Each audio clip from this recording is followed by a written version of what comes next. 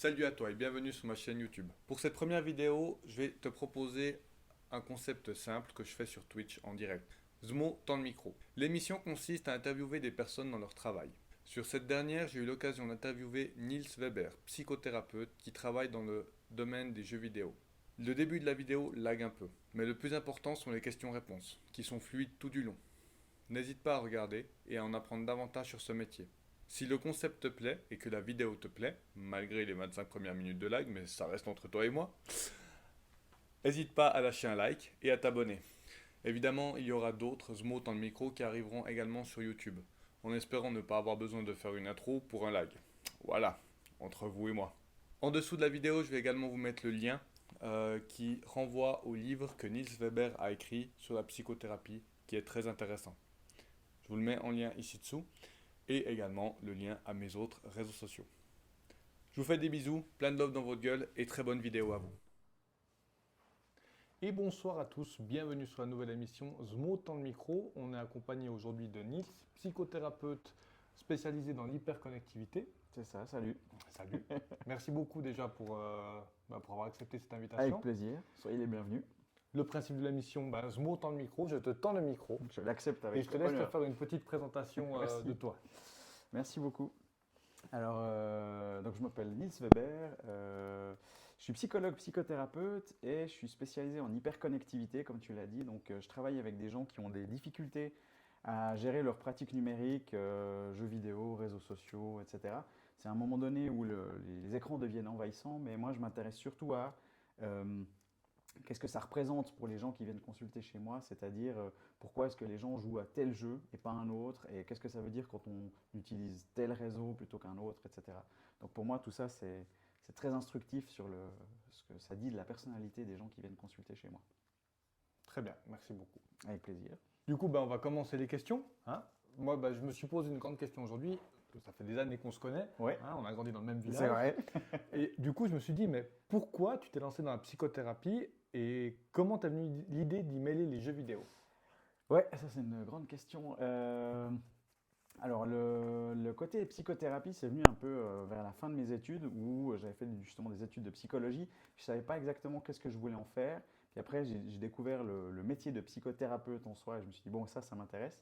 Et en fait, dans le cursus de mes études, vu que j'étais déjà joueur de jeux vidéo avant de commencer mes études, en fait, pendant l'Uni, je me suis dit, mais à l'époque, on n'arrêtait pas d'entendre que les jeux vidéo rendaient violents, que ça rendait idiot, que ça rendait épileptique aussi. Je me souviens quand on était gamin, on avait plein d'avertissements qu'on allait tous devenir épileptiques.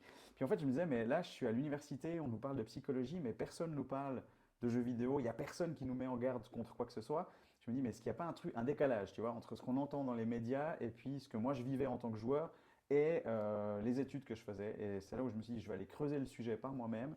Et j'ai découvert qu'à ce moment-là, il y avait quasiment, enfin, il n'y avait pas beaucoup d'études qui étaient faites vraiment scientifiquement sur le sujet. Et c'est là où j'ai commencé à m'intéresser, puis de voir comment ces jeux vidéo, et après, quelques années plus tard, les réseaux sociaux ont pris de la place au sein des familles. Et ça m'intéressait beaucoup. Ok. Ouais, c'est vrai que le truc de les jeux vidéo rendent violents, ça, on a tous entendu. Ouais, c'est clair. Je te remercie. Volontiers. Et du coup, quels sont les avantages spécifiques que les jeux vidéo apportent dans ton métier en termes de guérison et de développement personnel? En fait, ce qui m'intéresse, c'est de voir que les, les écrans sont devenus aujourd'hui, les jeux vidéo aussi font partie des écrans, mais c'est devenu un moyen d'interagir avec les autres.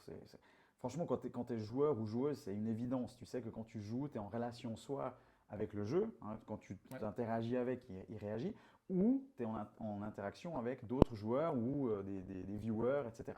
Donc forcément, on est dans de la communication. Et vu que la psychothérapie, c'est avant tout une question de communication avec les autres et avec soi-même, je me suis dit, quand on joue aux jeux vidéo, on vit des trucs. Tu vois, on vit des émotions, on vit des ressentis. Tout d'un coup, on peut rager, il y a des moments où on peut être ému, il y a des moments où on est trop fier de nous, etc. Et je me suis dit, c'est pas possible euh, qu'on joue et qu'on fasse rien de ces émotions-là. Donc c'est là où j'ai commencé à utiliser le jeu vidéo en thérapie, en faisant jouer les gens. Alors c'est pas un remède miracle et vous ne vous ferez pas rembourser par les assurances maladie l'achat des jeux vidéo, désolé. Mais par contre, pour moi c'est très instructif.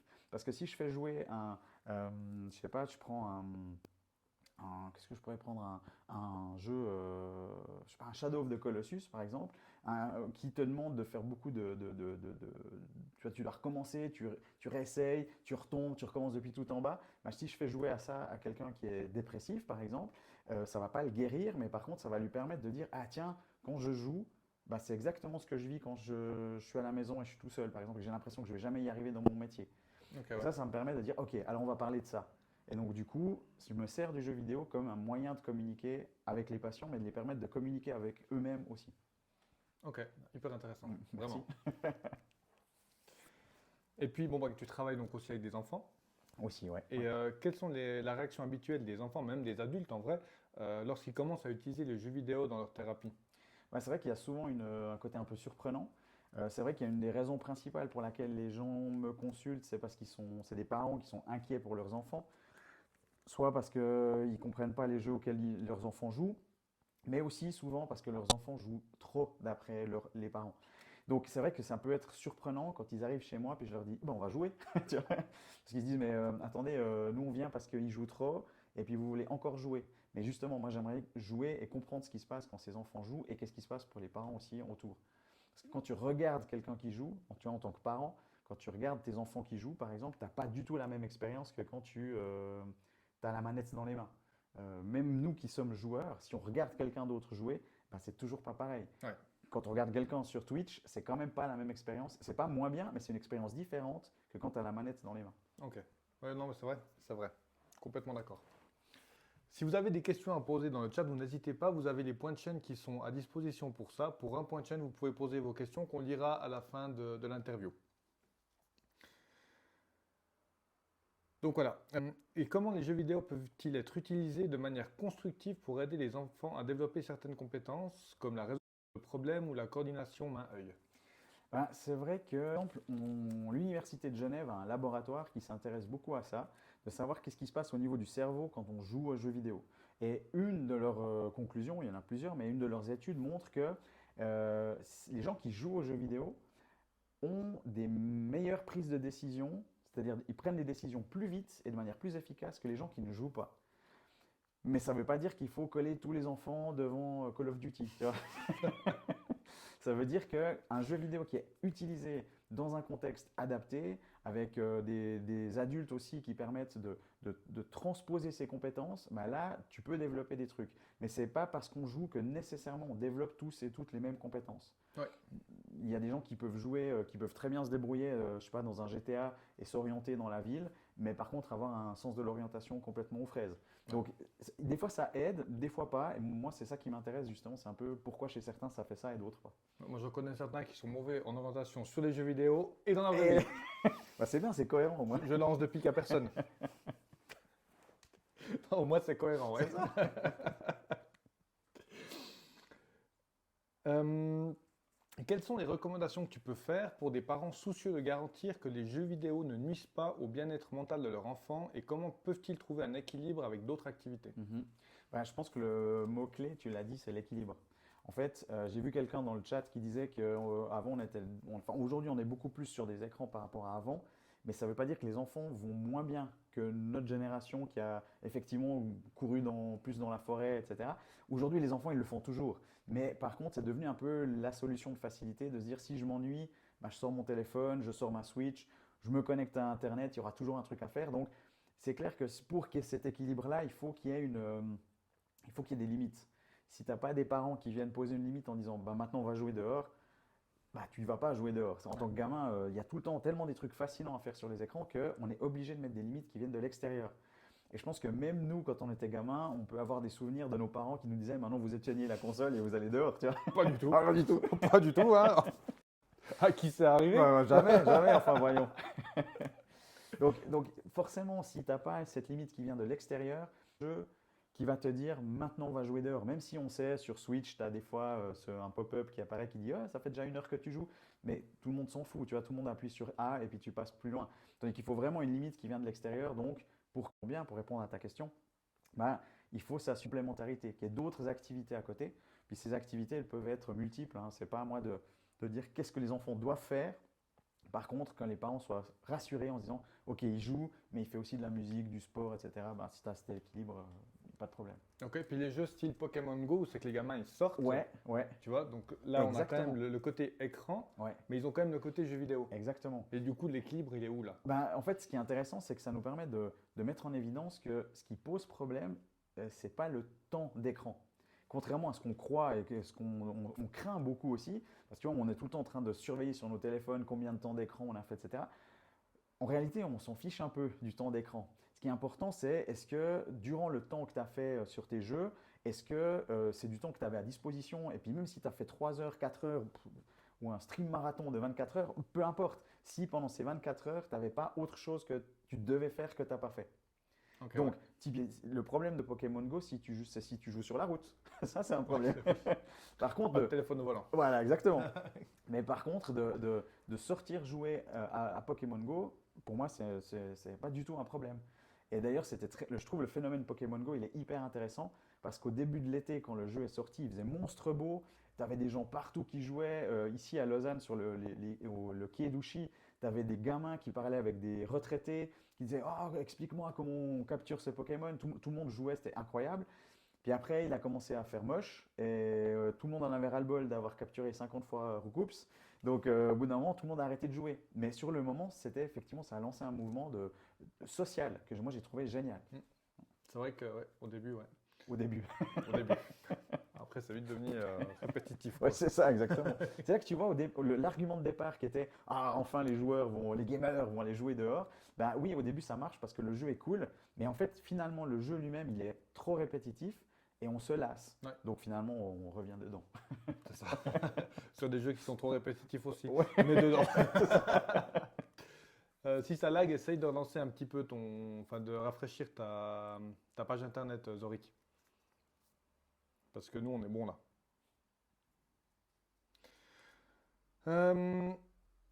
Peux-tu expliquer comment les jeux vidéo peuvent influencer le comportement des enfants tant positivement que négativement? Mhm. En fait, c'est compliqué de dire que les jeux vidéo ont un effet sur les gens. Par contre, moi j'invite notamment les parents à observer que si leurs enfants, quand ils terminent un jeu, ils sont trop nerveux, parce que quand tu joues un jeu, quel qu'il soit, forcément tu as une nervosité, il y a un côté tellement captivant que même un jeu qui est assez tranquille, tu es pris dedans. Donc si tu as des enfants qui sortent avec un niveau de nervosité trop élevé, c'est probablement qu'il y a un apprentissage à faire sur la gestion des émotions et la gestion de la frustration aussi. Tu vois, un gamin qui joue à Mario Kart et qui rage, qui balance sa manette, bah, le problème, c'est pas Mario Kart, c'est comment tu réagis face à une frustration et une vraie frustration. Ça, je pense qu'on ne le dit pas assez. C'est que je pense que tout le monde a entendu cette phrase quand t'es gamin, on te dit mais c'est qu'un jeu, t'énerve pas. Ouais. Bah ouais, c'est qu'un jeu et personne va mourir si tu perds, mais par contre, c'est frustrant. Tu vois, la vraie frustration ça fait 50 fois que tu essaies et tu n'y arrives toujours pas. Les gens qui ont joué à Elden Ring ou autres jeux From Software savent très bien que si tu vaincs pas à cette frustration, bah, tu n'avances pas dans le jeu. Parce que tu te décourages. Et puis, voilà. Donc, ouais, c'est que du jeu, mais la frustration, elle est réelle. Ouais. Tout à fait réelle. Oui, surtout sur Elden Ring. Ouais, clairement. Ça frustre bien sur Elden Ring. Il n'y a pas de rage sur Elden Ring. Pas du tout. Pas du tout. Absolument pas. Non. Mais tu vois, on parle de Elden Ring, on parle de la difficulté du jeu. Il y a même un côté un peu élitiste sur Internet où on dit, il y a tout un débat sur est-ce que les jeux From Software devraient avoir un mode facile ou pas. Puis les avis se défendent, mais tu peux dire, ben non, From Software, c'est des jeux qui doivent être difficiles.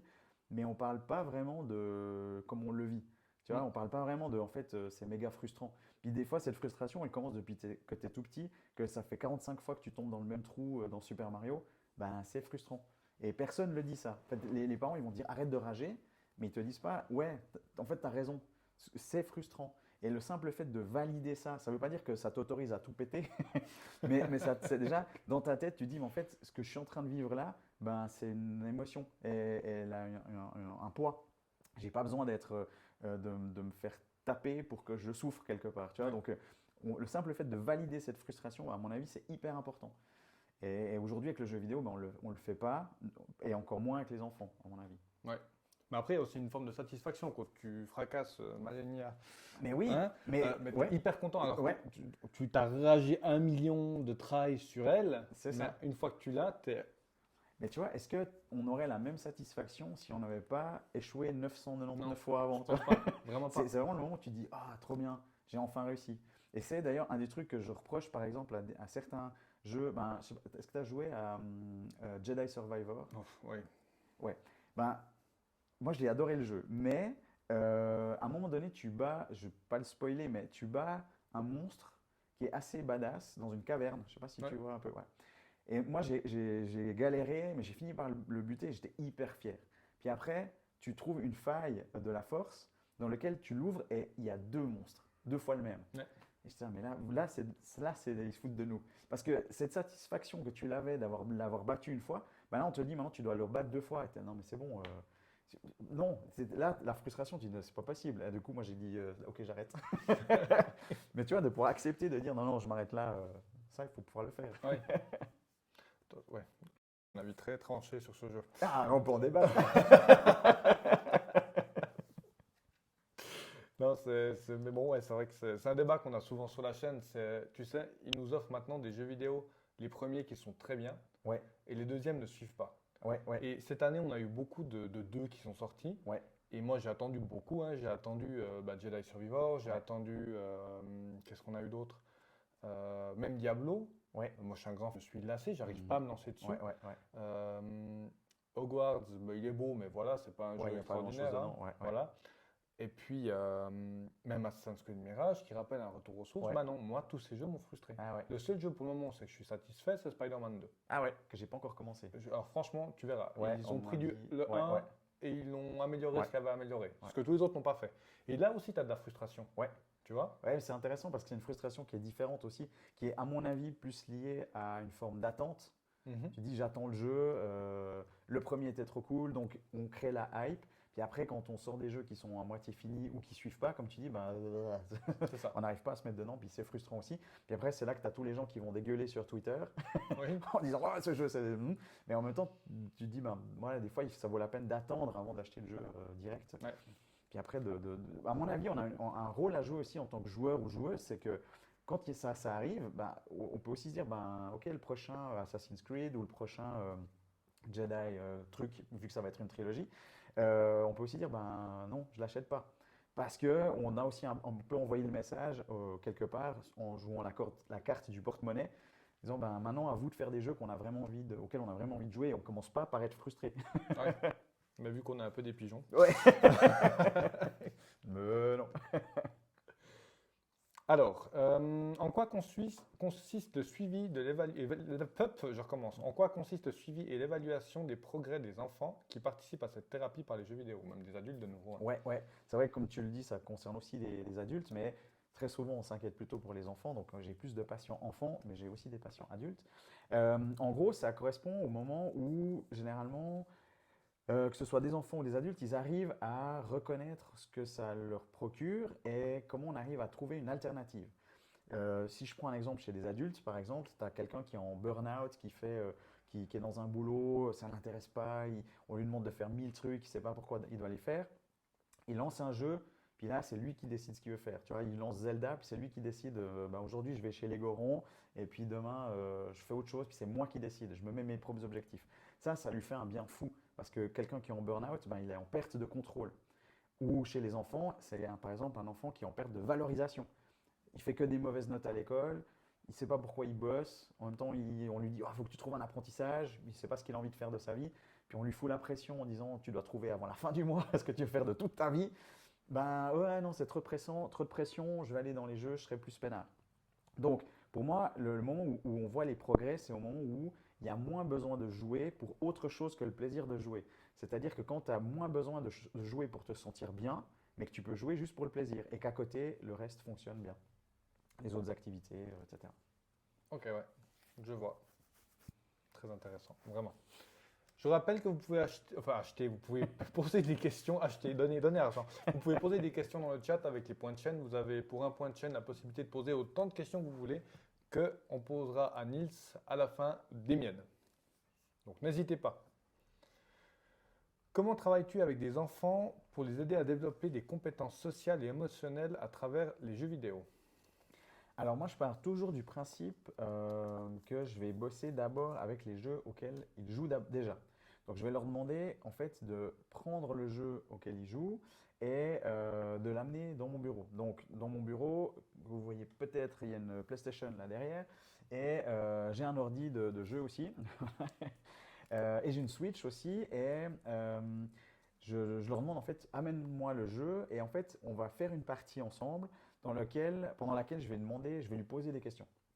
Et déjà rien que ça va mettre en évidence que jouer et parler c'est hyper compliqué de faire les deux en même temps et ça c'est une compétence qui doit s'apprendre. Donc on va créer un contexte dans le cabinet pendant la thérapie où ils vont apprendre à raconter des choses pendant qu'ils sont en train de jouer. Puis après, petit à petit, je vais les amener à raconter des choses sur ce qu'ils ont vécu pendant qu'ils étaient en train de jouer. Donc, ça me permet justement de voir une forme de progrès ou une forme d'amélioration en fonction de comment ils arrivent à raconter des choses. Et donc, du coup, de nouveau, à viser un peu cet équilibre. En fait, tu crées des futurs streamers. C'est ça, exactement. La concurrence. Ouais. Super. Ouais, mais t'as de la marge, c'est pas pour tout de suite. Non, mais tu vois, c'est marrant parce que tu parles de streamer. En fait, euh, ça, moi, je le vois tous les jours. Il y a plein d'ados qui arrivent dans mon cabinet en disant, ben, vous me demandez de faire un apprentissage, mais en fait, ça ne m'intéresse pas parce que le boulot, ça n'a pas l'air très intéressant. Ils voient leurs propres parents qui bossent comme des tarés. On leur dit qu'il n'y a pas de boulot. On leur dit que le climat est foutu. On leur dit qu'il y a une troisième guerre mondiale qui est en train de se préparer quelque part. Donc, on n'arrive pas à ces jeunes-là, on n'arrive pas à leur donner une réponse du genre, en fait, ça va aller. Genre, oui, c'est compliqué et oui, ça peut être un peu la merde, mais ça va aller. Donc, en gros, on leur donne pas confiance. Et à côté de ça, bah, ils se disent, mais pourquoi je me casserais les pieds à faire un apprentissage alors qu'en fait, je peux faire du streaming et gagner ma vie ou faire influenceur ou être youtubeur ou youtubeuse. Puis tu as un peu cette illusion de c'est hyper facile. Alors que, comme tu le disais avant, c'est une compétence, justement, de savoir jouer et parler en même temps, de savoir configurer un stream. On sait à quel point c'est compliqué. Donc, tout ça, c'est des compétences. Puis c'est là où moi, j'aimerais qu'ils prennent conscience qu'ils ont des compétences, mais qu'il faut pouvoir les développer un peu plus largement. Ouais. Peux-tu nous partager des exemples sur des enfants? Mhm. Pour moi, le meilleur succès, c'est le moment où les parents me disent ah, on a pris le temps. On est allé s'asseoir avec eux sur le canapé et il nous a expliqué Fortnite et on a compris. Et en fait, on est moins inquiet. Que ces parents-là sont aussi rassurés de se dire en fait, on a le droit de mettre des limites, on a le droit de dire non et on a aussi le droit de dire maintenant vous arrêtez de jouer parce que vous devez faire autre chose.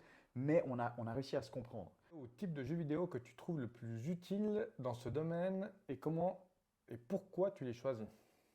Ouais, ça c'est une excellente question parce que en fait, pour moi, n'importe quel jeu peut être potentiellement utilisé en thérapie, mais sous certaines conditions. C'est-à-dire qu'évidemment, quand j'utilise le jeu avec des enfants, évidemment que je prends des jeux qui sont adaptés au niveau de l'âge, première règle. Même s'ils me disent, ouais, monsieur, vous savez, moi je joue à Call of Duty à la maison ou à peu importe à quoi, je dis, ok, mais ça c'est à la maison. Nous, ici, on va faire autre chose. Et puis ensuite, je m'intéresse d'abord à ce que, comme je disais avant, quels sont les jeux auxquels eux ils jouent à la maison. Puis ensuite, j'essaie des fois de leur proposer des trucs. Par exemple, quand la famille a du mal à communiquer, je me dis, ben, tiens, on pourrait les faire jouer à Overcooked, par exemple. Et je vais faire jouer toute la famille à Overcooked parce que c'est un jeu dans lequel tu es obligé de te parler. Et encore une fois, ce n'est pas parce que tu les fais jouer une fois à Overcooked que hop, le problème est réglé. Mais par contre, ça leur fait vivre une expérience qu'ils n'ont peut-être pas vécue à la maison. Ouais. Donc c'est ça que je vais essayer de chercher. Puis après, ça m'arrive, bah, du coup, vu que moi je joue beaucoup aussi, je teste plein de jeux et je me dis, ah tiens, ça pourrait être intéressant. Alors je le note dans un coin, puis la prochaine fois que, ça peut être des choses très variées, mais tu vois, quelqu'un qui a peur de l'eau, je ne vais pas non plus le lancer sur un Raft. voilà, exactement, ou un Subnautica, tu vois, où tout de suite t'es sous l'eau, mais il y aurait une manière de dire, tiens, on pourrait en faire quelque chose. Donc je les mets dans un coin et j'y réfléchis plus tard. Donc je rappelle que vous pouvez toujours poser des questions avec les points de chaîne. N'hésitez pas à poser vos questions à Nils qui répondra à la fin du live. Bien sûr en rapport avec son métier. Hein. Quels sont les défis potentiels ou les limites de l'utilisation des jeux vidéo dans ce contexte et comment arrives-tu à les surmonter? Bah, comme je disais avant, ce n'est pas un outil magique. En fait, si tu veux, dans le fonctionnement d'une psychothérapie, ça fait longtemps qu'on utilise des objets qui sont un peu hors cadre médical. Ne serait-ce que par exemple faire dessiner des enfants qui ont du mal à s'exprimer, à verbaliser, ben on les fait dessiner, puis après on les fait parler de leur dessin. Mais en fait, ce que je fais avec les jeux vidéo, c'est très similaire. C'est-à-dire que je les fais jouer, puis ensuite je les fais parler de ce qu'ils ont vécu pendant qu'ils jouaient. Mais ce n'est pas un outil magique, et puis ce n'est pas non plus un truc qui va se suffire à lui-même. C'est comme je disais avant, tu ne peux pas juste faire jouer un jeu à quelqu'un et ça va régler son problème. Tu es obligé de l'intégrer dans un contexte beaucoup plus profond de psychothérapie. Donc, voilà, une des limites, ce serait quand même ça, c'est que ça ne se suffit pas à lui-même. C'est très riche comme outil, mais ça demande un encadrement. Et puis après, c'est pas. Qu'est-ce qu'il y aurait comme autre limite?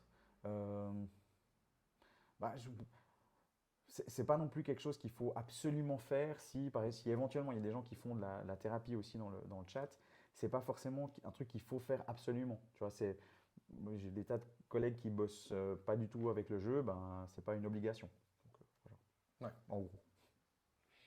C'est un outil, mais c'est pas l'outil magique, quoi. Ouais, c'est ça, exactement. Puis c'est pas non plus. Enfin, ce qu'il faut préciser aussi, c'est que des fois, ça marche pas. C'est-à-dire que justement, il y a aussi des fois où je me dis, tiens, je vais essayer de les faire jouer à ça, puis on va voir ce qui va en ressortir. Puis il ressort rien, ou bien il ressort autre chose que j'avais pas du tout anticipé. Puis là, bah forcément, on doit pouvoir se reposer sur les compétences de base de la profession pour dire, bah voilà, vous êtes en train de me parler d'un vécu, d'un ressenti. Hop, on va parler de ça, et puis on parle plus du jeu. Pas parce que le jeu est un problème, mais parce qu'on est en train de parler du vrai problème qui est ailleurs. Alors, tac, tac, tac. Comment les jeux vidéo sont-ils utilisés dans le processus de réhabilitation ou de soutien pour des enfants victimes de violences et comment les aider à comprendre et à traiter leur expérience à la suite de ces violences à travers les jeux vidéo? C'est une question qui est assez particulière. Comme je te disais, comme on préparait l'émission, c'est que moi, je ne travaille pas particulièrement avec des gens qui souffrent de violence, mais on pourrait y réfléchir. Par exemple, on sait que dans certains hôpitaux de Suisse, quand les enfants doivent se faire opérer, le fait de les faire jouer à certains jeux vidéo avant l'opération fait qu'ils sont plus détendus, parce qu'ils sont moins inquiets de l'opération qui va arriver. Donc ça pourrait être aussi quelque chose qu'on pourrait faire, c'est-à-dire un enfant qui a été victime de violence et qui a du mal à en parler, ben, on pourrait le faire jouer à des jeux puis essayer de lui permettre d'identifier, de dire bah, tiens, d'après toi, ce personnage, dans le jeu qu'on vient de faire, qu'est-ce qu'il ressent? Et tu penses que c'est un personnage qui est heureux ou pas, etc. Puis de faire justement, lui permettre de faire des connexions entre ce qu'a vécu le personnage et ce que lui-même a vécu. Parce qu'on peut préciser justement que la violence vécue, c'est quelque chose d'anormal. Puisque ça arrive qu'on ait des enfants victimes de violence qui en fait intègrent ça. Et en fait, on le banalise. C'est comme ça que ça doit être, puisque, je sais pas, mes parents m'ont tapé quand j'étais enfant, ben du coup, c'est normal d'être tapé. Et ça, c'est quelque chose qu'on doit déconstruire en psychothérapie, c'est de dire non, en fait, c'est pas normal, c'est une situation anormale. Donc, du coup, il faut en parler. Donc là, le jeu vidéo pourrait aider, mais là, je dirais même pas que ouais, c'est même pas forcément une recommandation, parce qu'on sait qu'on a plein d'autres outils qui marchent bien aussi pour ce genre de situation-là. Ouais. Puis mettons, hein, tu as le cas qui arrive, tu choisirais quel type de jeu vidéo? Je pense bien que tu vas pas choisir un GTA pour un enfant victime de violence, mais du coup, tu partirais sur quel type de jeu vidéo? Alors, je pense que je partirais sur un truc très calme, éventuellement, je sais pas, un Stardew Valley, quelque chose comme ça, quelque chose qui est très. Ou un Pokémon par exemple. Parce que Pokémon c'est intéressant, parce qu'en même temps c'est très chou, très coloré, très mignon, et tu as quand même le côté, les monstres se battent, tu vois, les Pokémon s'affrontent. Donc tu as une forme de violence, mais qui est qui est moins graphique qu'un GTA par exemple. Donc ça pourrait être un bon moyen, tu vois, quand même d'aborder la question de la violence, mais c'est clair que je ne commencerai pas direct en disant bon alors première séance, hop on va jouer à Pokémon. Ce serait vraiment quelque chose que j'amènerais, et si j'ai envie, je me dis tiens, si je me dis peut-être que ça peut le faire, j'irai prudemment pour pas non plus confronter les enfants à trop de stimuli violents, parce que je ne sais même pas si ça vaut la peine que je le précise, mais jouer un jeu violent ne rend pas violent. Tu vois. Mais précisons-le. Oui, non, il faut toujours le préciser. Donc, il n'y a pas de lien entre un jeu violent et la violence qui est recréée. Par contre, un enfant qui vit déjà dans un contexte violent, à la maison, à l'école, qui en plus de ça continue de jouer à des jeux violents sur sa console, sur son ordi, c'est souvent une manière de dire aussi, mais en fait, je ne sais pas quoi faire avec cette violence. Et ça, là, ça peut accélérer des réactions qui peuvent être des fois très fortes. Ouais. Donc ça, on a vu. Et ça, c'est la grande question. Du coup, on en parlait, hein, Donc, enfin, moi, je pensais que notre génération, et la génération aussi un petit peu d'avant, enfin, je veux dire, toutes ces générations qui ont commencé à grandir avec le monde du jeu vidéo, je pensais qu'ils étaient moins réticents. Mais du coup, tu nous as dit que non. Ouais. Et du coup, comment tu fais pour les impliquer dans le processus et quel rôle doit-il jouer pour ces thérapies? Ouais, forcément, ça dépend. En fait, ce que ta question permet de dire, c'est que quand on travaille les questions de jeux vidéo en thérapie, le jeu vidéo n'est jamais le problème. Par contre, c'est un indicateur très, très fort qu'il y a quelque chose d'autre qui ne va pas bien. Que ce soit dans la famille, à l'école, avec des amis ou au niveau professionnel pour des adultes ou dans une relation de couple, etc. Il y a quelque chose qui ne va pas et tout d'un coup, le jeu vidéo devient un moyen d'exprimer ça. Donc, on peut aller creuser ça, mais au bout d'un moment, on ne parle plus du tout de jeux vidéo parce qu'on est en train de parler du vrai problème. Donc, effectivement, quand tu as une génération qui a grandi avec les jeux, ben, elle comprend peut-être un peu mieux certains jeux. Mais par contre, s'il y a un problème dans une famille ou dans un couple ou individuellement, ben, vu qu'il n'a rien à voir avec le jeu, c'est pas de parler du jeu qui va, comme je disais, qui va régler le problème. Mais je me suis un peu perdu dans mon explication. Mais ce que je voulais dire, c'est que si cette génération-là, elle a l'impression de mieux connaître les jeux, ben en fait, c'est juste une nouvelle manière d'exprimer un problème qui existait déjà avant. Donc, en fait, pour moi, je travaille toujours sur les mêmes thématiques qu'il y a 15 ans en arrière quand on ne travaillait pas sur le jeu vidéo. En fait, on travaille sur des questions de valeurs personnelles, de relations, d'émotions, et qu'en fait, aujourd'hui, ça s'illustre par le jeu vidéo, mais en réalité, avant, ça s'illustrait par autre chose, et on travaille toujours sur la même chose. Sauf qu'aujourd'hui, on parle de jeux vidéo, alors qu'avant, on parlait, par exemple, d'enfants qui ne respectaient pas les heures de rentrée ou qui faisaient d'autres types de bêtises, par exemple. Pardon. As-tu rencontré des résistances ou des préjugés de la part des professionnels de la santé mentale plus traditionnels concernant l'utilisation des jeux vidéo dans la thérapie? Ouais. Je pense que ça a dû en avoir une. Non, mais ça, pas tellement en fait. En Non. fait, je vais te dire un truc, il s'est passé un truc hyper intéressant la semaine passée, parce que je donne régulièrement des formations pour d'autres psys, pour justement leur expliquer que d'une part, on peut se servir du jeu vidéo en thérapie, mais surtout pour leur expliquer que le jeu n'est pas le problème. C'est-à-dire que quand ils ont une famille qui arrive et qui disent voilà, notre enfant il joue trop, ben, mes collègues, enfin les métiers de la santé, on devrait être capable de se dire ok, c'est un symptôme et le problème il est derrière, donc on va aller chercher derrière. Et ce qui est arrivé de très intéressant la semaine passée, c'est que pour la première fois, j'ai eu un groupe où tout le monde jouait déjà aux jeux vidéo. Alors que d'habitude, c'est plutôt une ou deux personnes dans le groupe et tous les autres sont plutôt un peu réticents, ils disant oui, j'ai joué quand j'étais gamin, mais j'ai arrêté de jouer. Et là, tout le groupe jouait encore régulièrement au jeu. Donc, il n'y a pas tellement de… Et en plus de ça, c'était quasiment que des femmes. Donc, très intéressant de voir que ce fichu cliché de c'est que les mecs qui jouent, ben, il est en train de disparaître, tant mieux. Mais du coup, il n'y a pas tellement de réticence de collègues à dire on peut utiliser le jeu. Au contraire, ils sont plutôt curieux, ça c'est très bien. Par contre, on n'arrive pas à se débarrasser de cette espèce de vision de le jeu est dangereux, tu vois.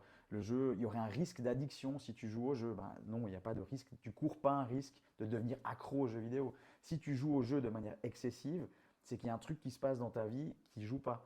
Et que c'est un moyen que tu as essayé de régler ton problème en jouant aux jeux vidéo. Et du coup, ça ne marche pas. Mais il n'y a pas une question d'addiction aux jeux vidéo, ça c'est absurde. Donc ça, en fait, c'est une légende urbaine. Ouais, le ouais. truc de la dépendance aux jeux Ouais. vidéo, ça n'existe Non, pas. en fait, j'en rigole un petit peu là maintenant, mais en réalité, le mot addiction, c'est un terme médical. Et pour qu'il y ait un diagnostic, enfin pour qu'il y ait une maladie, il faut qu'il y ait un diagnostic. Et actuellement, on a, depuis cette année, grande nouveauté, l'OMS a décidé de reconnaître un diagnostic d'addiction aux jeux vidéo, mais avec des critères qui sont inapplicables. C'est-à-dire que personne ne correspond au profil de ces critères-là. Donc en réalité, l'addiction aux jeux vidéo, ça n'existe pas, c'est bidon. Par contre, il y a des problèmes de jeu excessifs. Clairement, tu as des gens qui jouent trop, ou des enfants, des adultes, des ados, mais c'est pour une autre raison. Et c'est en creusant la question du jeu, on va aller chercher quel est le vrai problème. Mais si on se contente de dire oui, c'est une addiction aux jeux vidéo, ben en fait, ok, alors à ce moment-là, on lève le jeu puis tu as réglé le problème. Eh ben non, en fait, tu as juste enlevé la béquille sur laquelle la personne s'était appuyée pour dire en fait, ma vie va pas bien en ce moment, aïe, j'ai mal aux pieds. Puis là, on a dit, oh, on enlève la béquille, tu vois. Donc, non, l'addiction aux jeux vidéo, c'est du vent. Okay. Et puis, si tu devais, par exemple, je sais pas, tu as une personne d'un autre secteur que la santé mentale qui vient te voir, puis qui te dit, ah, écoute, j'ai vu ce que tu fais, Ouais. je trouve hyper intéressant, est-ce que tu pourrais me donner des combines pour m'aider ça à mon métier? Ouais. Ah, alors ça, c'est vaste comme question. Mais déjà, dans tous les métiers du social, j'ai plein de collègues éducateurs ou éducatrices qui utilisent aussi les jeux vidéo pour, tu vois, dans un foyer, pour organiser tout d'un coup un tournoi FIFA. Puis c'est pas juste on lance la console et puis, enfin, on lance le jeu et pas la console. On lance le jeu et on joue. Non, c'est comment tu organises un tournoi. Donc, ah oui, il faut qu'on se mette d'accord, la durée des matchs, est-ce qu'il y a des prix, qui arbitre, les horaires, est-ce qu'il faut un buffet, tu vois, avec des boissons, etc. Tout ça, c'est des compétences. Et tout ça, bah, en fait, tu te sers du jeu pour dire, bah, autour du tournoi FIFA, on va organiser tout ce qu'il faut et ça va permettre aux gamins de s'impliquer, développer des compétences qu'ils vont pouvoir réutiliser après, des compétences d'organisation, etc. Donc, pouvoir utiliser le jeu dans n'importe quel domaine, c'est peut-être un peu compliqué de dire, bah, utilisez tel jeu et vous allez avoir tel résultat. Par contre, on voit clairement que, comme tu disais avant, il y a de plus en plus de notre génération, de gens qui arrivent dans des postes de plein de milieux différents. Donc tu vas avoir des joueurs tu vas autant avoir des gens, je sais pas, dans une fabrique que dans un comité de direction d'une banque, enfin, dans plein de milieux différents, tu as des gens qui jouent. Donc forcément, ça va aussi avoir un impact un peu sur comment le jeu est perçu dans différents métiers. Et moi, je me méfie juste d'une chose, c'est le principe je ne sais pas si tu connais le principe de gamification. C'est quand tu te sers des mécanismes de jeu pour rendre ludique une activité qui est pénible. Mm. Bah, typiquement, Pokémon Go, c'est un peu ça. C'est comment on va rendre plus marrant le fait d'aller marcher dehors. Bah, on met un jeu qui t'oblige à aller marcher. Ok, ça c'est bien. Mais si tu as des entreprises qui commencent à s'en servir pour dire, regardez, le job, c'est amusant, donc vous pouvez bosser plus longtemps parce que vous vous amusez, là on a un problème. Si on arrive à se servir de ces mécanismes pour rendre le travail moins pénible, super. Mais si on s'en sert après derrière pour dire, alors vous pouvez travailler plus, là on a un problème, Ouais. d'après moi. Ouais, surtout que c'est déjà le sens où c'est que tous les boulots vont maintenant, quoi. Bah, c'est ça. C'est demander plus pour avoir moins en tant Exactement. qu'employé. Mais Ouais, ouais, exactement. Donc ça, c'est les côtés où moi je me méfie un petit peu quand tu as des grandes entreprises qui disent oui, on s'inspire de jeux vidéo pour rendre le travail plus ludique. D'accord, mais à quel coût? Est-ce que si vous dites ben ok, on a réduit la pénibilité du travail et comme ça les employés peuvent rentrer plus tôt, voir leur famille et sont plus heureux et donc du coup ils seront aussi plus motivés à travailler, ou alors on leur dit ben comme ça vous pouvez doubler votre temps de travail, puis là c'est pas cool. Ouais. Donc, utiliser du jeu vidéo, ça a aussi un revers, tu vois, des fois un versant un peu moins glorieux, je trouve. Je te propose qu'on passe aux questions du chat. Volontiers. Alors, n'hésitez pas, hein, si vous avez encore des questions à poser, vous pouvez utiliser les points de chaîne, comme ça on est sûr de les voir. Alors, tac, tac, tac. Ah, pas mal le coup d'utiliser ça pour faire la vaisselle. Ça, c'est un bon plan. Mais tu vois, c'est pas bête ça parce que, par exemple, avec les enfants, quand tu dois les convaincre de faire des tâches ménagères que personne aime faire, hein, ce fameux truc de oui, les enfants, ils doivent apprendre à faire des tâches ménagères, bah, ils n'aiment pas, nous non plus. Ouais, bah non. Mais de se mettre des challenges, puis de se dire, bah, on en fait un concours par exemple, où il y a des récompenses ou des choses comme ça, bah, c'est une bonne idée parce que ça te motive aussi différemment. Par contre, si effectivement comme c'est indiqué là dans le chat, si c'est l'occasion d'augmenter la dose de vaisselle, ben, ça ne marche pas. Alors, il y a une question. Moi, je voudrais savoir, est-ce que tu travailles uniquement avec les jeux vidéo ou est-ce que c'est facultatif? Non, je ne travaille pas que avec les jeux vidéo, je les utilise que quand ça me paraît pertinent. C'est-à-dire que je travaille d'abord avec les outils de la psychothérapie classique et quand je pense que ça pourrait être utile, c'est-à-dire quand j'ai l'impression d'être coincé ou que tout d'un coup je me dis ah tiens là il y a un truc qu'on pourrait essayer de creuser, là je vais utiliser le jeu vidéo mais pas obligatoirement.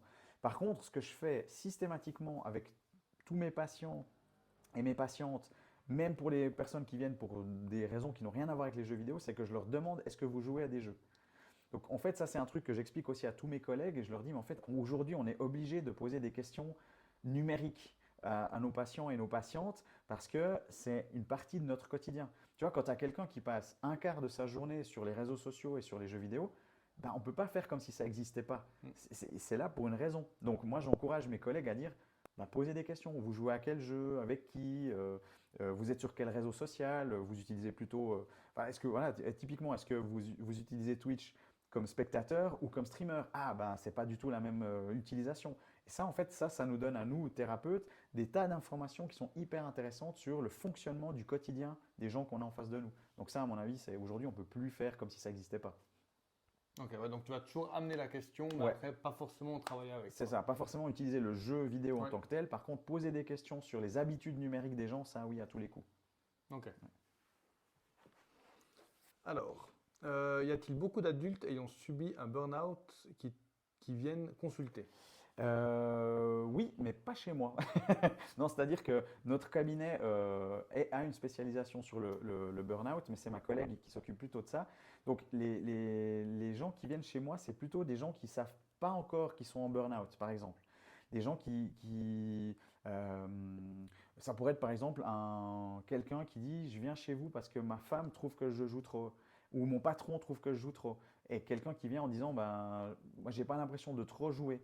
Mais là, moi, ça me permet de faire des liens avec, oui, mais ça se passe comment dans votre boulot? Ah ben au boulot, j'en peux plus, je suis crevé. Ah, parce que vous êtes en train de décrire, c'est un burn-out. Donc en fait, les gens ne se rendent pas compte encore qu'ils sont en burn-out.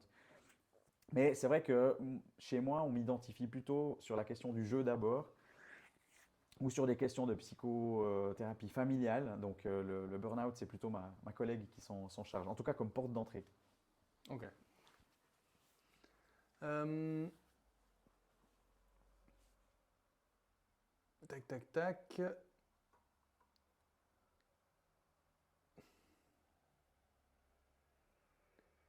Est-ce que c'est un outil réfléchi en psychologie? Euh, alors, je ne suis pas sûr du sens réfléchi, mais en tout cas, c'est un média qui est de plus en plus étudié. Moi, je trouve ça assez fascinant de se dire que quand on était gamin, on n'avait pas tout le monde jouait aux jeux vidéo, tu vois, c'était que quelques personnes. Ça s'est progressivement développé et aujourd'hui, tu as des gens à l'université, alors ici à Lausanne, mais un peu partout dans le monde, qui étudient le jeu vidéo comme un objet universitaire. Donc, de la même manière qu'on étudie des livres, de la musique, du cinéma, bah, tu as des gens qui se posent plein de questions en se grattant le menton, comme ça, en disant bah, le jeu vidéo, c'est un média qu'on peut réfléchir, justement. Donc, ça, je trouve assez fascinant de voir cette évolution. Je trouve ça passionnant et assez cool de voir qu'en fait, ça déculpabilise aussi beaucoup de se dire mais en fait, si des mecs à l'université, ils étudient le jeu vidéo, c'est peut-être pas grave si j'y joue à la maison. Tu vois. Ouais. Ouais, ça décomplexe le truc, quoi, Ouais, en gros. exactement. Ouais. Alors, vous avez dit que le jeu peut être un symptôme. Est-ce que le fait de trop dessiner, par exemple, pourrait être un symptôme de mal-être également? Ah, ouais, ça c'est une question intéressante. Oui, dans le sens où le dessin se ferait au détriment d'autres choses. Par exemple, si on a un enfant qui, de nouveau, se sent pas bien à l'école, n'arrive pas à se faire des potes, ou par exemple, quelqu'un qui vient de déménager, puis tu arrives dans un nouveau village, puis tu connais personne, tu arrives à l'école, puis justement, tu as le gamin qui commence à dessiner beaucoup au lieu de faire ses devoirs, on est dans le même cas de figure. C'est-à-dire, cette école, elle est trop stressante. Ce qu'on me demande de faire à l'école, c'est trop de boulot, trop de pression. Par contre, quand je dessine, ça me relaxe, je suis bien. C'est moi qui maîtrise aussi le stylo, enfin le crayon, le dessin que j'ai envie de créer. Donc oui, on pourrait tout à fait considérer que c'est un symptôme similaire. Ok. Donc, de nouveau, dessiner, c'est bien, mais pas si c'est au détriment d'une autre tâche, En comme tu fait, as c'est dit ça, avant. c'est toute la question de quelles sont les obligations qu'on doit remplir. Et une fois que ces obligations sont faites et qu'il te reste du temps, ben, fais ce que tu veux. Mais quelles sont les obligations que tu dois remplir, ça, nous, on le définit en tant qu'adulte, on le définit nous-mêmes. Tu vois, tu dis, ben, est-ce que je suis allé au taf? Est-ce que j'ai payé mes factures? Est-ce que, je sais pas, j'ai fait à manger, j'ai fait mes tâches ménagères, on parle de la vaisselle avant. Ben voilà, tes obligations sont remplies, fais ce que tu veux avec le temps qui te reste. Et tu décides, toi, quand tu vas te coucher, en fonction du nombre d'heures de sommeil dont tu as besoin. Mais quand tu es enfant, tu peux pas le faire tout seul, ça. Mm. Et même quand tu es ado, des fois, pas toujours. Donc là, c'est nécessaire qu'il y ait des parents qui viennent dire, bah non, nous, on veut que tu aies fait ça, ça et ça et ça avant que tu joues ou que tu dessines, par exemple. Ok, ouais. Vraiment très intéressant. Alors, tac, tac, tac. Est-ce que les séances de psychothérapie sur l'hyperconnectivité peuvent s'adapter aux entreprises? Ah, alors en tant que psychothérapie, peut-être pas. Par contre, on peut se servir du jeu vidéo pour des séances de coaching, enfin pas de coaching, mais de médiation plutôt. Médiation quand tu as un conflit au sein d'une équipe, de se servir du jeu pour permettre éventuellement que des choses qui soient exprimées. On pourrait tout à fait l'envisager sous cette forme-là. Ou alors évidemment pour tout ce qui est team building, effectivement, mettre une console dans une salle de pause, ben, ça permet aussi de serrer les liens et puis de se dire, ben voilà, on se fait un Mario Kart à midi ou un Smash Bros. Tu vois, c'est assez cool. Mais comme je disais avant, moi je me méfie toujours un petit peu de la méthode Google qui rendent leur bureau tellement cool que tu n'as plus envie de rentrer chez toi. Tu vois. Ouais. Donc tu passes tout ton temps au bureau et ça, c'est un autre problème. Après, je suis pas sûr que Mario Kart, ça resserre les liens. Très bonne question. Très bonne remarque. Le retour des patients, enfants ou adultes, est-il positif face au jeu lors de la consultation?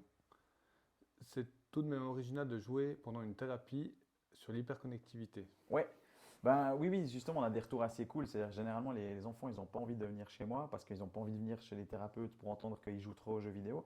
Puis quand je leur dis, ben, on va jouer, généralement, ils se sentent plus à l'aise. En fait, mon but, c'est pas de dire, on va jouer toute la journée ou on va faire que ça en thérapie. C'est juste de leur dire, en fait, ici, c'est OK de parler de jeux vidéo. Et l'idée, c'est qu'en repartant de chez moi, ils aient compris qu'ils peuvent parler de jeux vidéo avec leurs parents, avec d'autres adultes, avec des profs, avec je sais pas, des collègues au bureau quand ils seront plus âgés, etc. Mais en tout cas, que c'est pas un tabou parce que généralement, ce qu'ils ont intégré avant d'arriver chez moi, c'est que le jeu vidéo, il faut pas en parler.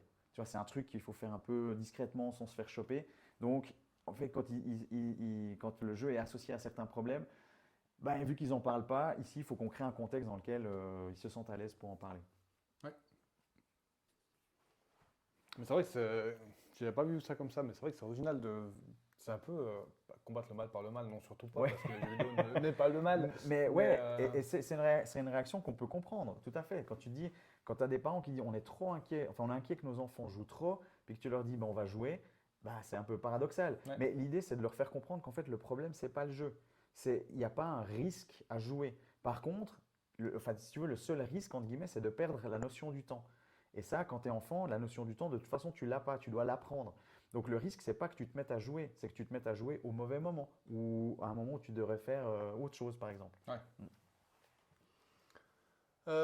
Avec l'ère des réseaux sociaux et du tout connecté, y a-t-il des solutions pour réduire le temps de connectivité au travail, en sachant que chacun a aussi un temps de connectivité personnelle? Ouais, ça c'est une question qui est hyper importante parce que d'une part, comme je l'ai dit tout à l'heure, on s'inquiète beaucoup du temps d'écran qu'on passe par jour. Mais en réalité, pour nous, thérapeutes, l'accumulation d'heures devant l'écran, c'est jamais un problème. Pour nous, c'est pas. Quand quelqu'un nous dit ben, j'ai passé 2 heures sur un jeu ou sur TikTok, ça ne nous dit pas grand-chose en fait. Ok, mais il s'est passé quoi pendant ces 2 heures? Est-ce que vous avez vécu des émotions fortes? Est-ce que c'était positif? C'était négatif? Est-ce que vous avez culpabilisé à la fin parce que vous saviez que vous deviez faire un truc que vous n'avez pas fait, etc. Donc, quand on veut réduire son temps de connexion, il faut surtout se demander dans quel but.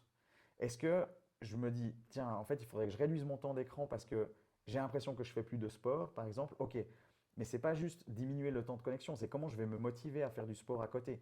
Donc, pour moi, ce que j'aurais envie de dire, c'est de déculpabiliser le nombre d'heures d'écran par jour, mais plutôt de se dire, si on veut le diminuer, c'est pour quelle raison?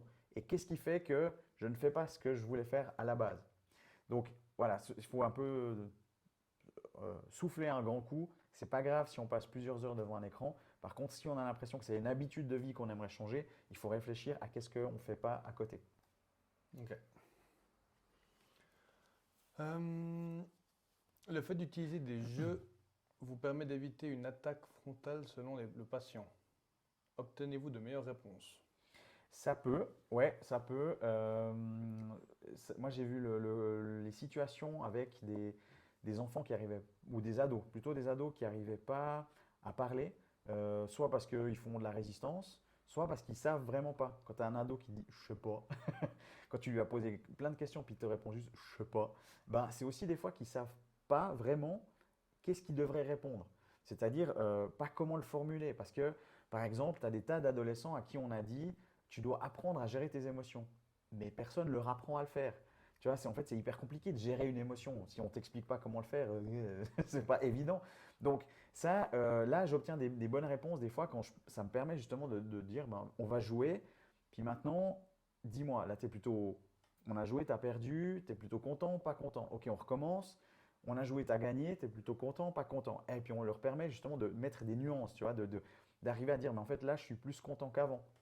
Par exemple, tu fais une expérience que j'aime bien faire, c'est de lancer un jeu comme Apex, par exemple, et avec des ados qui jouent déjà à Apex, ou Fortnite, ça marche aussi. À la fin de chaque partie, je leur demande de donner une émotion principale et de dire est-ce qu'ils sont satisfaits ou pas de la partie qu'ils viennent de faire. Et de manière très surprenante, tu as la majorité partie du temps, c'est des ados qui vont dire qu'ils ne sont pas satisfaits. Ils vont penser qu'ils ont mal joué, ils sont frustrés d'avoir perdu, etc. Donc en fait, ils arrivent tout d'un coup à se rendre compte que quand ils jouent, ben, ils vivent plutôt des émotions désagréables. Et pour 8 parties perdues, tu en as une gagnée. Mais c'est un peu ce que tu disais avant, quand tu galères sur Elden Ring, c'est aussi le fait d'avoir galéré qui te permet de savourer la victoire derrière. Donc là où ça me permet d'avoir des meilleures réponses, c'est quand c'est des gens qui ont du mal à s'exprimer. Bah, du coup, le fait de les faire jouer, ça leur fait vivre quelque chose sur lequel on peut s'appuyer pour dire bah, maintenant, racontez-moi ce que vous venez de vivre. Là, maintenant, tout de suite. Alors, est-ce que le jeu vidéo est utilisé pour les patients qui ne sont pas du tout dans ce domaine? Par exemple, quelqu'un qui bosse dans la com ou le marketing pour des maisons d'édition, quelque chose qui n'a rien à voir avec le jeu en fin de compte. Oui, alors justement, moi je peux utiliser le jeu vidéo même avec des gens qui viennent pour une toute autre thématique. Tu vois, par exemple, comme je disais avant, un conflit de famille, bah, le fait de. Je vais prendre un autre exemple. Avant, je parlais d'Overcooked, mais on pourrait avoir dans une famille une personne qui dit j'en ai marre, je suis toujours à l'écart des autres, même si tout le monde est adulte dans la famille. Et je les fais jouer un jeu comme par exemple Rayman Legends ou le dernier Super Mario où tu peux jouer à 4 en même temps. Et de voir en fait euh, que la personne qui se plaint de toujours être à l'écart, elle finit toujours à la traîne. C'est-à-dire que les trois autres, ils courent devant, puis la quatrième personne, elle est derrière, et du coup, elle se retrouve éjectée de l'écran. Ben ça, typiquement, je vais dire, ok, là maintenant, on arrête le jeu. Vous, monsieur, madame, euh, c'était comment pour vous de vous faire expulser de l'écran? Ah ben, vous voyez, c'est exactement ça que je voulais dire, c'est je me sens toujours mise à l'écart. Ok, là après, j'ai plus besoin du jeu et on va parler de ce qui s'est passé pendant qu'ils étaient en train de jouer. Donc, ouais, on peut utiliser le jeu pour n'importe quelle thématique, pour autant que la personne qui mène la thérapie, elle y voit un sens. Tu vas te faire jouer des gens juste pour les faire jouer, ça sert à rien. Ah, tu fais ça à la maison. Ouais, voilà, exactement. Euh, tac, tac, tac. Est-ce que pour lui, les jeux sur Natel est-il considéré comme des jeux vidéo? Ah. Et est-ce qu'il les utilise aussi? Ça, c'est une excellente question parce qu'en fait, derrière, on voit qu'il y a un peu un jugement de valeur. Pas de la question, hein, Ouais. mais chez les joueurs aussi, tu as un peu ce côté, tu sais, un peu ouais, les jeux vidéo sur Natel, c'est pas vraiment des jeux vidéo. Alors qu'en fait, on sait que c'est les jeux qui sont le plus pratiqués, les jeux mobiles. Et en fait, pour répondre à la question, je dirais que moi, je considère que c'est des jeux vidéo, c'est des jeux auxquels moi, j'ai pas de plaisir à jouer. Je joue jamais sur mon téléphone parce que moi, j'aime avoir la manette dans les mains, mais c'est une question de préférence. Par contre, ce qui m'intéresse, c'est qu'est-ce qu'en disent les patients. Est-ce que pour eux, c'est un jeu ou pas? Et si oui, ça veut dire quoi? Sinon, ça veut dire quoi? Et moi, je trouve toujours assez marrant aussi que tu as des fois des parents qui disent à leurs enfants qui jouent trop, puis eux-mêmes, ils jouent à fond à Candy Crush sur leur téléphone et pour eux, c'est pas du jeu, tu vois, c'est un passe-temps, c'est pour attendre le bus. Mais en fait, ça leur prend du temps aussi, justement. Donc, ce qui m'intéresse plus, c'est pas ce que moi j'en pense, c'est ce que eux ils en pensent et ce que eux ils vont en raconter. Donc, la manière dont c'est mis en mots, donc il y a une narration autour du jeu, c'est ça qui m'intéresse surtout. Ouais. Mais jouer à Candy Crush ne fait ni de vous un geek ni un gamer. Exactement. Vos patients vous parlent-ils des jeux vidéo que vous ne connaissez pas? Si oui, vous arrive-t-il d'y jouer vous-même personnellement? Oui, ça m'arrive aussi assez régulièrement. Alors, j'essaie de me tenir informé le plus possible de tout ce qui sort, de l'actualité, etc. J'essaie de jouer à un craquet de jeu pour vraiment comprendre ce qui se passe aussi en termes de mécanique de jeu, de gameplay. Mais bien sûr qu'il y a des fois des jeux où je ne connais pas. Et puis, du coup, ça arrive des fois qu'il y a des ados qui te. Enfin, moi, je trouve ça toujours très marrant quand tu as des ados qui viennent en disant de toute façon, vous y connaissez rien. Puis je dis, vas-y, challenge-moi. Puis, ah bah si, je connais. Mais après, il trouve quand même le jeu que je connais pas. Puis c'est bon, ok. Alors du coup, ce que je fais, c'est que je lance l'ordi et je vais pas lancer le jeu parce que j'aimerais bien d'abord savoir de quoi ça parle. Mais par contre, je vais utiliser Twitch ou YouTube. Et je vais dire, ben, en fait, montre-moi une vidéo du jeu dont tu es en train de parler. Comme ça, je sais de quoi on parle. Puis je peux identifier, ah ok, c'est un FPS, c'est un jeu de plateforme, peu importe. Mais après, je vais demander aux patients qui me racontent, ok, pourquoi c'est ce jeu-là que t'aimes et pas un autre. Ça m'a permis de découvrir des jeux comme Ozu, par exemple, que je connaissais pas du tout. Je sais pas si tu connais, toi. Du tout. Ok, bah, ça me rassure. C'est un jeu de rythme où tu dois à la fois bouger la souris et à la fois taper le rythme avec le clavier. Donc c'est un jeu, c'est hyper impressionnant. Si tu as l'occasion d'aller voir des gens qui jouent à Ozu, mais c'est hallucinant, la rapidité d'exécution des mouvements, et en même temps il y a un côté hyper hypnotisant. Et ça typiquement, ça m'a permis de dire, mais tiens, c'est quoi qui se passe pour cette personne qui joue comme ça, de manière hyper frénétique. De l'extérieur, ça peut être un peu bizarre, mais en fait, moi, ce qui m'intéresse, c'est ce qui se passe au niveau de la tête, tu vois. Et puis, en fait, c'est un truc qui est tellement captivant que tu oublies tes problèmes, tu oublies d'autres choses. Donc, c'est un jeu qui est hyper exigeant. Donc, un jeu comme ça. Et puis, dernièrement, il y a un ado qui m'a fait découvrir aussi un jeu.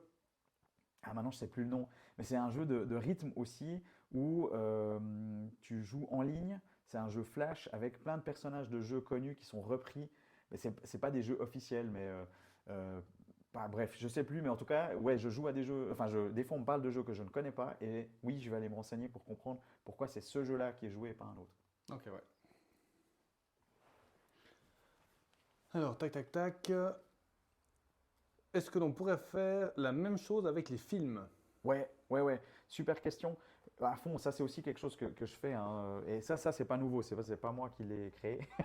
C'est très vieux comme, enfin vieux, sinon que c'est réputé comme outil, c'est de servir de film pour demander aux gens de nous donner, euh, par exemple, tu prends les films Marvel et puis tu dis, ben c'est qui ton super-héros préféré? Et puis après, tu vas creuser pourquoi c'est celui-là et pas un autre. Alors évidemment, c'est pas parce que tu dis Captain America que forcément ça veut dire que tu es quelqu'un de droit, réglo, etc. Non, mais c'est intéressant de voir pourquoi la personne, elle s'attache à ce personnage-là. Donc on peut utiliser les films, les séries. Moi, j'ai fait des analogies avec Walking Dead, par exemple, avec la série, avec tout d'un coup des ados qui disent bah, moi j'adore Walking Dead, puis tu as les parents qui disent mais pourquoi c'est hyper violent? Donc c'est d'aller creuser, oui mais ça représente quoi Walking Dead? Il y a un scénario derrière, enfin bref, on peut aller très loin. Donc ouais, ouais, à fond, on peut utiliser les films, les séries, les livres, la peinture. En psychothérapie, tu peux vraiment utiliser un peu ce que tu veux pour autant que tu aies un peu l'esprit créatif. Tac, tac, tac. Quel est le meilleur jeu pour calmer une nervosité ou une anxiété? Ouh, ça, je dirais que c'est très subjectif. Vu que la nervosité et l'anxiété, elle est générée par des choses qui sont très personnelles, bah, c'est difficile de dire ce jeu règle la nervosité. Mais je dirais que quand même de privilégier des jeux qui ont un rythme lent. Par exemple, tout ce qui est jeu d'aventure, jeu point and click, résolution d'énigmes, puzzle game, etc. C'est quand même des choses où tu peux jouer d'une main sur ta souris et de l'autre tu peux tenir une tasse de thé, par exemple, c'est relaxant. Donc ça, c'est des jeux où, comme je disais avant, Stardew Valley, des choses comme ça. Ça, je dirais que c'est des jeux qui aident quand même à se détendre. Après, tu as des gens qui se détendent en jouant à des jeux hyper frénétiques, mais après, il faut un moment pour une espèce de sas de décompression derrière. Donc ça, je dirais que c'est très subjectif. Ok. Et moi, du coup, j'ai une dernière question. Qu'est-ce que tu penses du fait, enfin, tu sais, on l'a toujours dit depuis tout petit, si tu joues tard aux jeux vidéo, tu n'arriveras pas à dormir. Ouais, ouais. Alors, grande question. En fait, c'est plus ou moins vrai. C'est-à-dire que le moment où on est censé aller se coucher, c'est un moment où notre cerveau il est censé réduire son activité. Le sommeil sert à ce que le cerveau se répare, c'est-à-dire repose et puis se réparer. Si on stimule le cerveau avant d'aller se coucher, ben, on part avec un pic d'excitation qui est assez élevé. Mais tu as des gens qui s'endorment très vite. Tu as des gens, ils sortent du jeu, ils vont se coucher, ils s'endorment. Donc, chez les enfants, je dirais que c'est plus vrai dans le sens où s'ils sont très stimulés, ils vont avoir du mal à s'endormir parce qu'il leur faut un long moment pour se calmer. Par contre, chez les adultes, c'est très différent. Et que d'une personne à l'autre, ça peut être ça peut beaucoup changer. Donc, j'aurais plutôt envie de dire que chez les adultes et chez les ados aussi un petit peu, si on voit qu'il y a des difficultés à s'endormir ou que la personne se réveille régulièrement, ben peut-être qu'il faut repousser un moment le moment d'arrêter les écrans. Mais en tout cas, quand on dit chez les enfants qu'on recommande entre 1 à 2 heures avant d'aller se coucher, c'est parce qu'il y a vraiment cette idée de pic, d'excitation qui doit redescendre pour que quand tu t'endors tranquillement. Ok. Donc 1 à 2 heures avant que vos petits machins ils se couchent. Voilà. Fini. Mais pour une espèce d'hygiène de vie collective, c'est ce qu'on devrait tous faire. Mais après. Mais donc, tel est compris en vrai. Ouais, c'est ça. Mais après, c'est une espèce de. Tu fais quoi pendant 2 heures? La méditation. Non, tu vois, quand je dis ça, c'est pas du tout pour être jugeant et puis c'est pas du tout une obligation. Mais c'est plutôt de dire si tu as l'impression que tu t'endors pas bien, tu peux commencer à réfléchir là-dessus, de réfléchir effectivement qu'est-ce que tu vas faire sur ces 2 heures devant toi. Mais c'est pas du tout une obligation qui dit il faut absolument arrêter les écrans 2 heures avant d'aller se coucher. Des fois, on a des conseils de santé qui sont un peu trop carrés, donc des fois, il faut aussi un peu s'adapter et puis s'écouter soi-même surtout, je dirais. Ouais. Moi, perso, ça me fait rien. Je peux me coucher après du Elden Ring, aucun problème. T'as tellement épuisé que de toute façon, t'as envie de dormir. Ouais, c'est ça. Mais tu vois, quand tu as des ados aussi qui disent oui, mais moi, je peux m'endormir avec mon téléphone et puis des écouteurs dans les oreilles. Bah, le moment où ils s'endorment, c'est aussi des fois le moment où le cerveau, il n'en peut plus. Genre, il ne peut plus rester éveillé, donc tu tombes sur ton téléphone et puis tu t'endors. Et ça ne veut pas dire que tu dors de manière reposante. Ouais, mais ça, c'est pour les ados. Bon, bien sûr. Non, mais de nouveau, tu vois, je ne sais pas, si tu connaissais quelqu'un qui fait ça, par exemple, et que cette personne a l'impression de ne pas être fatiguée en se levant le matin, puis d'arriver à faire toute sa journée de boulot sans être claqué, bah, voilà. Moi, ce que je recommande de faire quand on utilise pour les adultes qui utilisent le téléphone pour s'endormir, c'est de le programmer pour qu'il s'éteigne. Tu vois, quand tu écoutes de la musique ou des choses comme ça, tu peux dire dans une demi-heure éteins-toi. Voilà, exactement. Donc ça permet quand même au cerveau de se reposer correctement pendant la nuit. Ce qui est une bonne idée. Oui, moi c'est ce que je fais parce que sinon je loupe trop l'histoire. Voilà, exactement. C'est pas pour mieux me reposer, c'est pour pas perdre trop de l'histoire. Chacun ses objectifs. Et bien voilà, je te remercie énormément pour cette nouvelle émission que j'ai entamée avec toi aujourd'hui. Merci beaucoup d'avoir répondu à toutes nos questions. Il n'y en a plus. Non, il n'y en a plus. D'accord. Merci beaucoup d'avoir répondu à toutes les questions. Merci beaucoup d'avoir partagé ton temps avec nous. Avec plaisir. Et puis d'avoir expliqué ton métier avec un peu plus de détails. Très volontiers. Et je profite de passer le message aussi que je viens d'écrire un bouquin qui s'adresse aux adolescents justement, qui s'appelle les écrans je gère, qui donne plein de conseils, un peu ceux que j'ai donnés aujourd'hui dans l'émission, mais qui donne un peu aussi des conseils sur un peu des challenges justement sur comment tu peux apprendre à gérer les émotions, comment tu peux reconnaître que tu es frustré, etc. Donc le livre est disponible dans toutes les librairies. Et puis s'il y a des parents qui sont connectés dans le chat, sachez que une fois par mois, on fait une émission sur la chaîne de Gaming Federation où on répond aux questions des parents. Donc si vous connaissez des parents qui sont complètement largués sur les jeux de leurs enfants, ben, ils peuvent venir sur l'émission, elle s'appelle Checkpoint. Et puis, comme tu l'as fait ce soir, les gens viennent poser des questions, puis nous on répond, on explique les jeux. On va montrer des jeux qu'on recommande aux enfants, des fois aussi des jeux qu'on déconseille, puis on va expliquer pourquoi. Donc on essaie vraiment de donner aux parents des outils pour mieux comprendre les jeux de leurs enfants. Et c'est toujours vraiment très bien expliqué, vraiment toujours avec des bonnes réponses. C'est vraiment top leur émission. Je vous mettrai le lien sur le Discord la prochaine fois qu'il y a. Cool, merci. Puis pour ton livre, je mettrai le lien là-dessous sur YouTube. Hein? Comme ça, vous pourrez aller voir. Disponible en France aussi? Oui, France, Belgique et Suisse, évidemment. Suisse, évidemment. Ouais. Ok, voilà. Donc, je vous mettrai le lien du livre en dessous. Et puis, encore merci beaucoup pour, avec plaisir, pour cette c'était émission. très cool. Vraiment, merci à toi. Très volontiers. Une bonne soirée à tous, une bonne journée à tous. Et puis, à très vite pour Smo tend le micro, partie 2. Hein, C'est la prochaine. Ciao.